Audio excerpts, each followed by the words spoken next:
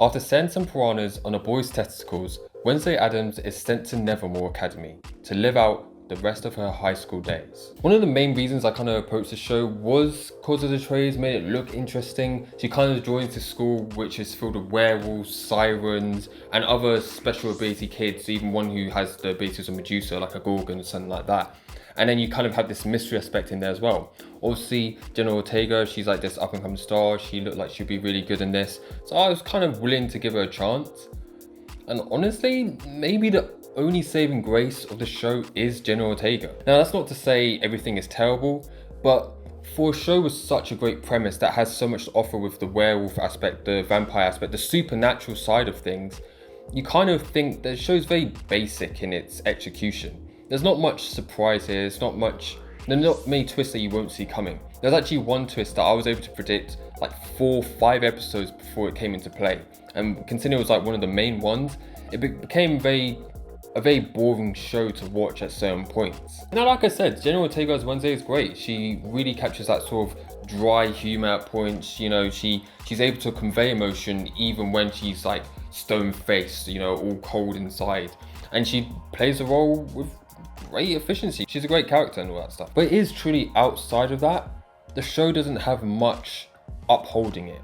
You know, it has this little love triangle thing going on, but it's not developed well at all. Mostly the dynamics that work best are friendship ones, the one with her roommate and the one with Thing the Hand. Those are the ones that developed the most through the season, the ones that you're most interested in. As soon as it tries to do the sort of love triangle, sort of rivalry with the queen bee of the school, it kind of just drifts into like everything else, all those average teen dramas that you might get from like a CW or something like that. It isn't that gripping and you feel like the show might be wasting time when it could be better served at time with such a concept of werewolves and all that stuff. Now again, this show isn't bad. It's worth watching, kind of. You know, it's kind of, there's nothing harmful with it. There's nothing atrociously bad with it.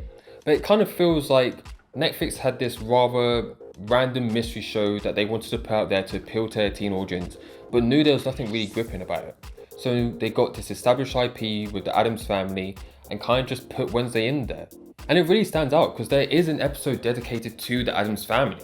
And if, in my honest opinion, that's probably the best episode. You get a bit of history about how the parents came together, how there was a murder trial, and there's a sort of a more interesting mystery than what the main plot is giving you in that one episode. Now, the main creature that's causing all these problems around the town, killing people left and right, they do this weird thing where it's really obviously CGI, but it kind of works to the show's benefit.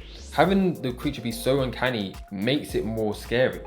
And I really appreciate and I really kind of like applaud the show's decision to go down that route. So overall, the show's mostly disappointing because it doesn't truly deliver on its premise of Wednesday operating the school with vampires, werewolves, all that stuff, and a mystery going on in the background.